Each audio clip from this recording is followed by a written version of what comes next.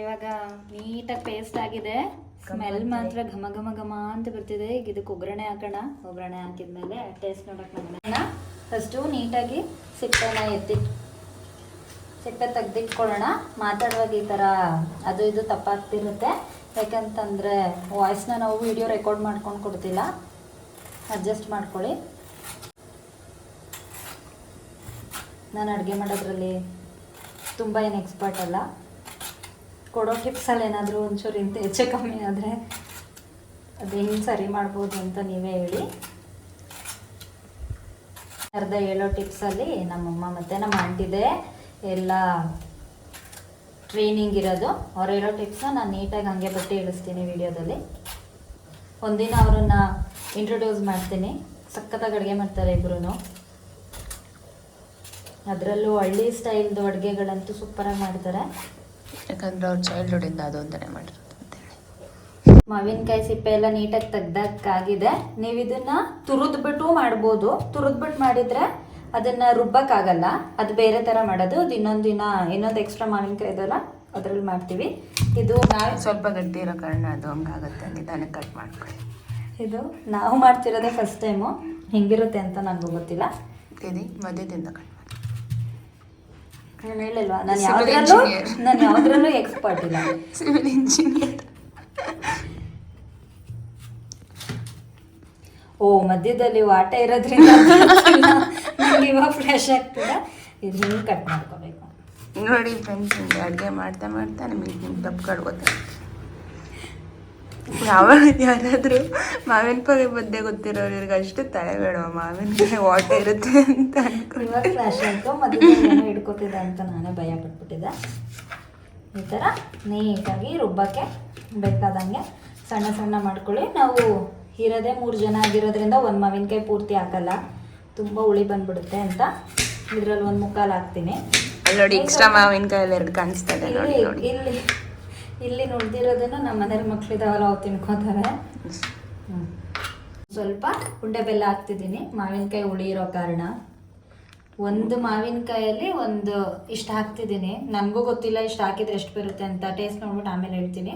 3 ಬೆಳ್ಳುಳ್ಳಿ ಎಸ್ಲು, ಮತ್ತೊಂದು ಸ್ವಲ್ಪ ಕೊತ್ತಂಬರಿ ಸೊಪ್ಪು, ಅದಕ್ಕೆ ಸ್ವಲ್ಪ ತುರಿದಿರೋದು ತೆಂಗಿನಕಾಯಿ,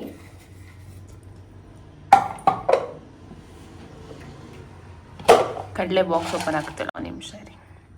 ಒಂದು ಸ್ವಲ್ಪ ಕಡಲೆ ಹಾಕಿ. ನಾನು ವೀಡಿಯೋ ಮಾಡ್ತಿರೋ ಪ್ರತಿಭೆಗೆ ತುಂಬ ಟ್ಯಾಲೆಂಟ್ ಇದೆ, ಬಟ್ ಅದು ವೀಡಿಯೋ ಮುಂದೆ ಬರೋಕ್ಕೆ ರೆಡಿ ಇಲ್ಲ. ಒಂದು ನಿಮಿಷ ಆಯಿತಾ? ಆಮೇಲೆ ಸ್ವಲ್ಪ ಜೀರಿಗೆ ಹಾಕೊಳ್ಳಿ. ನೀವು ಬೇಕಿದ್ರೆ ಹಸಿರು ಮೆಣಸಿನ್ಕಾಯಿ ಕೂಡ ಹಾಕ್ಬೋದು, ಖಾರ ಪುಡಿ ಕೂಡ ಹಾಕ್ಬೋದು. ನಾನು ಖಾರ ಪುಡಿ ಹಾಕಿ ಟ್ರೈ ಮಾಡ್ತಿದ್ದೀನಿ.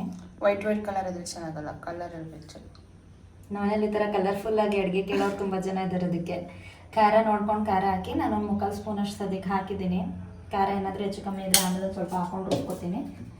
ಅದಕ್ಕೆ ಎಲ್ಲರೂ ಹೇಳೋ ಥರ ಆ್ಯಸ್ ಯೂಶ್ವಲ್ ರುಚಿಗೆ ತಕ್ಕಷ್ಟು ಉಪ್ಪು ಹಾಕಿ ನೀರನ್ನ ಹಾಕಿ ಸಾಕು. ಈ ಥರ ಕಮೆಂಟ್ ಕೊಡೋರು ತುಂಬ ಇದ್ದಾರೆ. ಅವರು ಟೇಸ್ಟ್ ತುಂಬ ಚೆನ್ನಾಗಿ ಹೇಳ್ತಾರೆ, ಬಟ್ ಇನ್ನು ಅಡುಗೆ ಏನೂ ಬರಲ್ಲ. ವಿಡಿಯೋ ಮಾತ್ರ ತುಂಬ ಚೆನ್ನಾಗಿ ಮಾಡ್ತಾರೆ.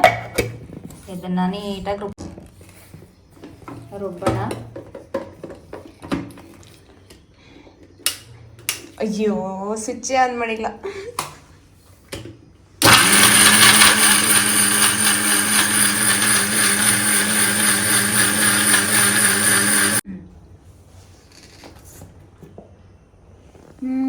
ಇವಾಗ ನೀಟಾಗಿ ಪೇಸ್ಟ್ ಆಗಿದೆ. ಸ್ಮೆಲ್ ಮಾತ್ರ ಘಮ ಘಮ ಘಮ ಅಂತ ಬರ್ತಿದೆ. ಈಗ ಇದಕ್ಕೆ ಒಗ್ಗರಣೆ ಹಾಕೋಣ. ಒಗ್ಗರಣೆ ಹಾಕಿದ್ಮೇಲೆ ಟೇಸ್ಟ್ ನೋಡೋಕೆ ನಮ್ಮ ಮನೇಲಿದ್ದಾರೆ. ಅವ್ರು ಟೇಸ್ಟ್ ನೋಡ್ಬಿಟ್ಟು ಹೆಂಗೆ ಮಾಡಿದ್ದಾರೆ, ಹೆಂಗಿದೆ ಅಂತ ಹೇಳ್ತೀವಿ. ಬನ್ನಿ ಒಗ್ಗರಣೆ ಹಾಕೋಣ. ಒಗ್ಗರಣೆಗೆ ಹಾಕೋಣ. ಇವಾಗ ಒಗ್ಗರಣೆಗೆ ಬೇಕಾಗಿರೋ ಅಷ್ಟು ಎಣ್ಣೆ ಹಾಕಿ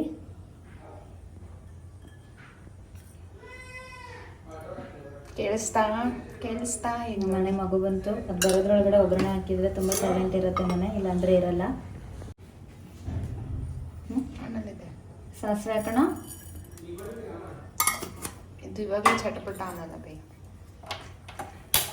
ಉದ್ದಿನಬೇಳೆ ಹಾಕೋಣ. ಉದ್ದಿನಬೇಳೆ ಹಾಕಿಲ್ಲ ನಿಮ್ಗೆ ಇಷ್ಟ ಇಲ್ಲ ಅಂದರೆ ಬೇಡ. ಜೀರಿಗೆ ಇವಾಗ ಇಲ್ಲಿ ಹಾಕೋದು ಬೇಡ, ನಾವಲ್ಲಿ ರುಬ್ಬಕ್ಕೆ ಹಾಕಿದ್ದೀವಲ್ಲ ಅದೇ ಸಾಕಾಗುತ್ತೆ. ಸೊ ಸಾಸಿವೆ ಪಟ ಆದಮೇಲೆ ಸ್ವಲ್ಪ ಉದ್ದಿನಬೇಳೆ ಹಾಕಿ ಒಂದು ಸ್ವಲ್ಪ ಕರ್ಬೇವಿನ ಸೊಪ್ಪು ಹಾಕಿ ಆ ಒಗ್ಗರಣೆನ ಚಟ್ನಿ ಮೇಲೆ ಹಾಕೋಣ. ಅಂತೂ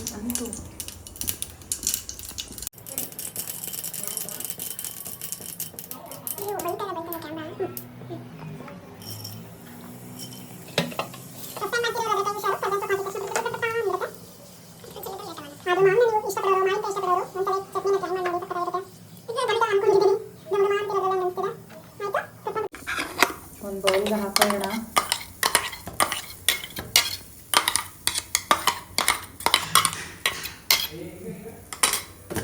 ಹಾಕೊಂಡಿರೋ ಒಗ್ಗರಣೆ ಹಾಕ್ತಿದ್ದೀನಿ.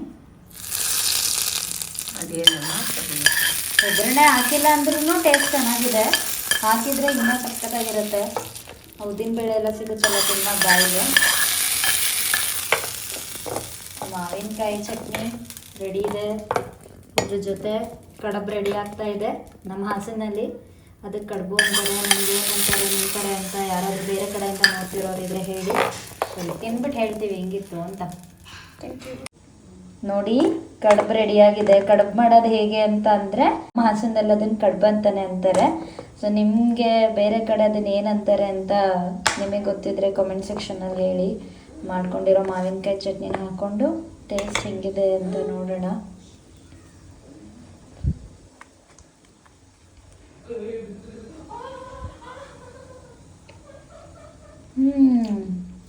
ಸಖತ್ತಾಗಿದೆ. ಒಂದ್ಸಲ ಟ್ರೈ ಮಾಡಿ ಹೆಂಗಿತ್ತು ಅಂತ ಹೇಳಿ. ನಮ್ಮ ವಿಡಿಯೋ ನೋಡಿದ್ದಕ್ಕೆ ಥ್ಯಾಂಕ್ ಯು ಸೋ ಮಚ್.